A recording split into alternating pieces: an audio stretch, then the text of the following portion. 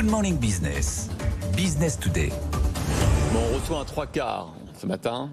Laurent Saint-Martin, directeur général de Business France, bonjour. Bonjour, vous n'êtes plus dans l'équipe de rugbyman parlementaire. Si, vous êtes toujours. Si, on a joué hier. Mais vous avez joué? On a fini troisième, bien sûr. Ah, vous avez joué hier? Et mais vous avez perdu face aux All Blacks. Non, non, bah, on m'a dit dans l'oreillette que vous aviez perdu face aux All Blacks. Non, ça c'était il y a 4 ans au Japon, quand j'étais capitaine de l'équipe.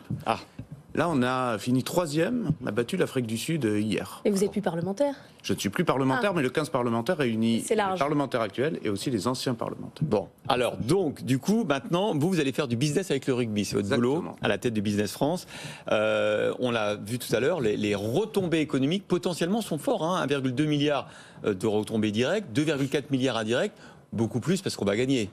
Oui, ça c'est ce que nous souhaitons évidemment tous à partir d'aujourd'hui. Il y a une ferveur. À force de le dire, ça a peut-être marché. Non, mais c'est vrai qu'il y a une très belle excitation. Et pour nous, à Business France, on veut forcément bénéficier et profiter de ce très très bel événement pour créer, pour connecter du business. C'est notre métier, que ce soit pour les entreprises françaises qu'on va projeter à l'international, mais aussi et surtout, puisque c'est un événement chez nous, pour attirer les investisseurs internationaux et mieux les faire connaître les territoires français.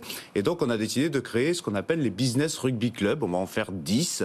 Et à chaque fois qu'il y aura un match dans une ville, sur l'ensemble des villes qui accueillent des matchs, on va connecter des investisseurs, des entreprises étrangères, en lien avec les équipes et les nationalités qui jouent, c'est ça qui est intéressant, avec nos territoires. Donc on commence ce matin, la Nouvelle-Zélande est accueillie à Saint-Denis ce soir, donc on va avoir un échange notamment sur nos territoires du Pacifique, l'Océanie, et puis comment est-ce que nos entreprises françaises, les entreprises étrangères peuvent davantage se connaître aussi dans nos régions françaises. Le gros avantage sur le rugby, c'est qu'il y a plus de temps, c'est-à-dire qu'il y a 6 jours entre les matchs, du coup ça laisse le temps de faire un peu de business, d'aller visiter des régions de France.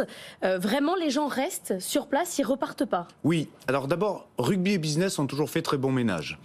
C'est très souvent un sport qui attire les cadres d'entreprise qui viennent du monde entier. Et c'est vrai vraiment de beaucoup de pays. C'est vrai du Japon, c'est vrai des pays de l'hémisphère sud, et c'est vrai des pays européens, bien sûr. Plus CSP+, on le voit d'ailleurs dans les sommes que... Non, mais c'est vrai. Oui. Dans les achats. Dans les achats, 2 fois plus que les historiquement, ça l'a toujours été, en tout cas, plus connecté, effectivement, au monde des affaires. Et donc ça, on en profite aussi pour montrer la France sous un autre visage.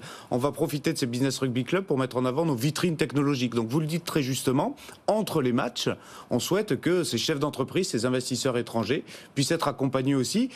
Les chiffres du tourisme vont être extrêmement importants. Je crois qu'il y a plus de 600 000 personnes qui sont attendues pour cette Coupe du Monde. On va aussi en profiter pour être efficace pour ces personnes-là qui ont peut-être aussi des attentes business et des besoins de compréhension de comment fonctionne la France d'un point de vue technologique. C'est intéressant, ces coulisses du sport business. Ça veut dire que vous avez profité des 10 villes qui sont organisatrices pour inviter des partenaires étrangers. Comment ça s'est passé? Vous avez invité des chefs d'entreprise, vous avez ciblé les chefs d'entreprise qui correspondaient aux besoins de telle et telle région? Exactement. Et surtout, ce qui est très important, c'est qu'on le fait avec les agences régionales de développement, les agences locales d'attractivité. C'est elles qui connaissent mieux leur territoire que nous, et donc on le fait toujours en partenariat avec elles. Donc partout où il y a une ville hôte d'un match, nous travaillons avec ces agences et avec l'écosystème autour. Il peut être universitaire, il peut être technologique, et évidemment avec les entreprises françaises qui irriguent ce territoire-là. Et puis comme Business France, ce sont 800 collaborateurs qui sont à l'étranger, dans près de 80 bureaux, on a sourcé ce potentiel d'investisseurs directement à l'étranger, et on le fait évidemment avec aussi les services diplomatiques des ambassades qui nous accompagnent et qui nous appuient. Donc c'est un travail évidemment collectif qui fait qu'aujourd'hui, on l'espère, ça va être un succès. Mais comment sont sélectionnées les boîtes qui pourront être présentées à ces investisseurs potentiels étrangers? C'est celle de France 2030, c'est quoi? Alors, il y a plusieurs typologies d'entreprises. On les cible au maximum, effectivement, dans les verticales technologiques et sectorielles de France 2030. C'est là où on veut aller, de plus en plus la France. Mais d'abord, on a regardé celles qui avaient déjà une appétence à aller vers la Coupe du Monde et à regarder les matchs. Donc on s'est concentré d'abord sur le flux entrant naturel. Et puis on l'a fait grossir en faisant connaître ceux qui venaient et en essayant effectivement de rajouter un certain nombre d'entreprises et d'investisseurs internationaux.